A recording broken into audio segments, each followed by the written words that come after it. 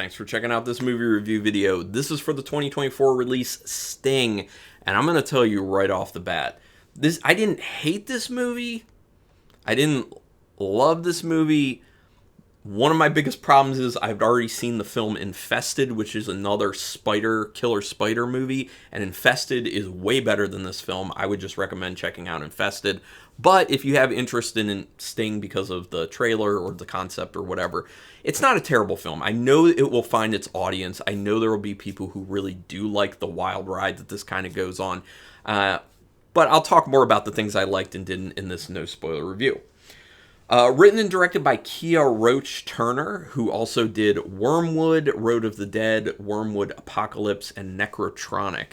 Actually, I have seen Necrotronic. That one's an actually really weird, kind of fun movie.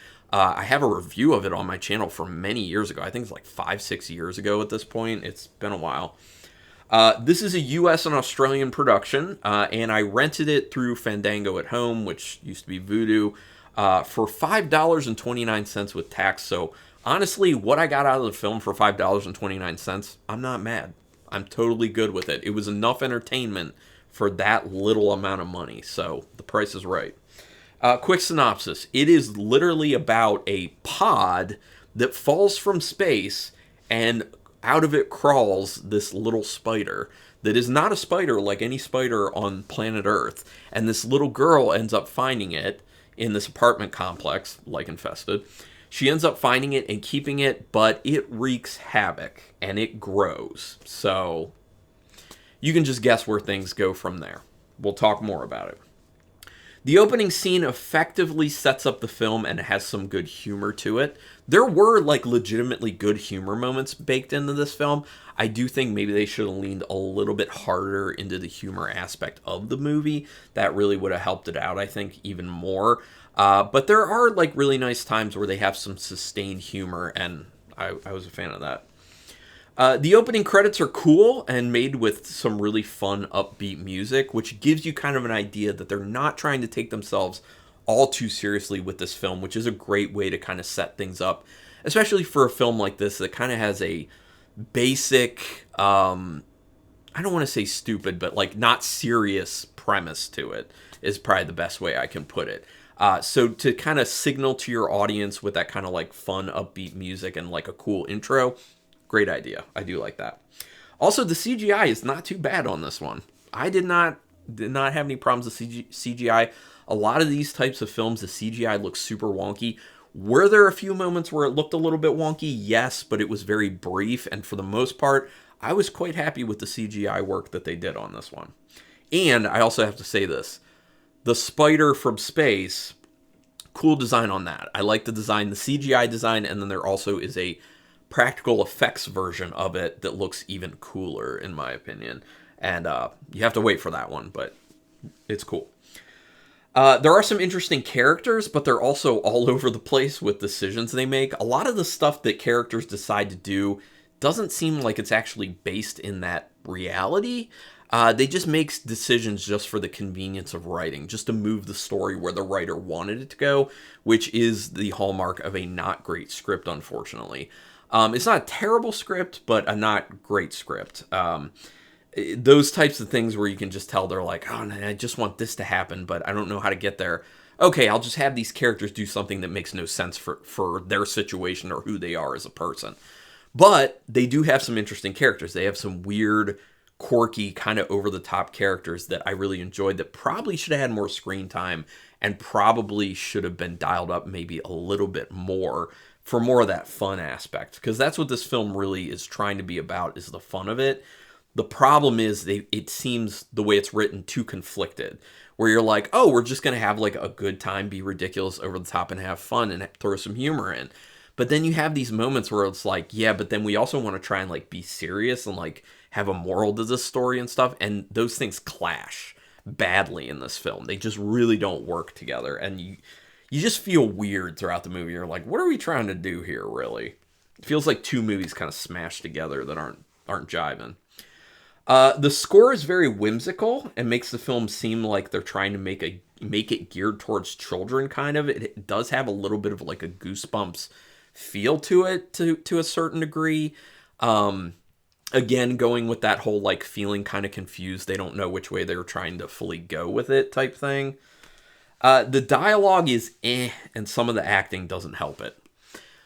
There are some good performances in this. There are also some medium level performances and some a little bit less than medium level performances. There aren't any horrible performances, but none of them really help too much the very dialogue. The dialogue is very basic. It feels like people aren't really talking to each other in a realistic manner, especially not for the situations that are going on.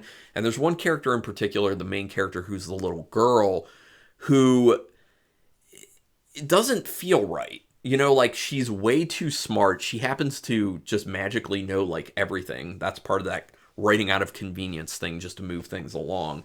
And it's just weird watching her, and you're just like, that doesn't make any sense. Which it's literally my next point. There's a character who is made out to be infinitely intelligent, and it is ridiculous. Again, if you had leaned in this film more into the ridiculousness and the fun and the comedy aspect of it, I think people would write that off more. But the fact that you also try and make it like moral of the story is, and we're trying to get some feels in here too, it just doesn't work.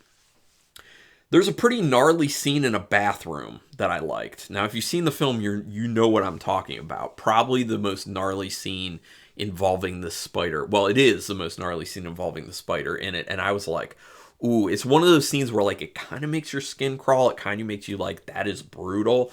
I really appreciated that. But they don't repeat anything else like that for the most part, unfortunately. But that was a cool moment. Really, really dug it. Cinematography is good, but it comes off as a little bit overly dramatic. A lot of those kind of like slow moving shots that are kind of like moving around a little bit, getting a little bit askew, and like these weird perspective shots, which can be cool, but they just use them too much. They also were very focused on a lot of super tight close-up shots, which it's like, can we back up a little bit? It's fine to use some of those, but when you're overusing it, I'm like, back it up. I want to see more of what's like actually going on here. There's a scene where a character has no spatial awareness, and it's maddening. Again, things that are written that just don't make sense for the situation that's going on. Literally a person, there's something going on, and they walk right past it when peripheral vision is a thing and just like spatial awareness is a thing.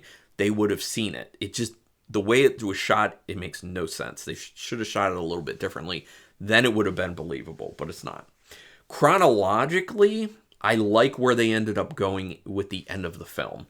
I'm not going to go further into that because it would be a little bit spoilery if I did, but if you've seen the film, you know what I'm talking about. The chronologically where they ended up at the end, I like that idea. I thought that played pretty well. The main character should have been the exterminator, because he was the best and most fun character in this film. There's an exterminator in this film, and they are the best character, they are the best acting, they are the most fun, and that's what the film should have been. It should have been focused around that person. The little girl was not a good character to be the main character, especially not the way she was written. The exterminator, that was the money right there. That's the character. Now, could they take that character and do like a spin-off? Maybe. Won't tell you if it would be sequel or prequel, but they could do that. And that would be way more interesting. And like I said, you know, lean more into the ridiculous, more into the comedy aspect of it. That would be awesome. That would be a lot of fun. The underlying story here is very on the nose and not unique at all, which is why they should have gone just for ridiculous and comedy. And this actually does kind of feel like a feature-length Shudder Creepshow episode. So if you like that feel, maybe you'll really be into this. Now, I didn't hate the film, but overall I had a lot of problems with it as well. So I think the most fair thing for me to do, out of 5 stars, half stars in play, I'm giving a 2.5 star rating. Thought about going to 3, but it's just not there. I mean, the writing needed a lot of work in my opinion, but 2.5 stars for me because I'm pretty much in the middle on it. Did I overall like it? Did I overall not like it? I can't really decide. It wasn't a waste of my time though, so that's good. But would love to hear your opinions on this film, especially if they differ. Go ahead and put it down in the comments and we can talk spoilers down there, no problem. Go ahead and hit the thumbs up on this video to help me with that YouTube algorithm. Hit the notification bell button if you want to know when I'm putting up new videos. And hit the subscribe if you haven't done that already, because that's the best way for you to repay me for all this free content I'm putting out. I actually tried to say that as fast as I could. Did it work? Was I fast? Was I like Micro Machines guy fast? I don't think so. But anyway, thank you. I really appreciate you taking your time to watch this, especially if you made it this far. And until next time, keep it brutal.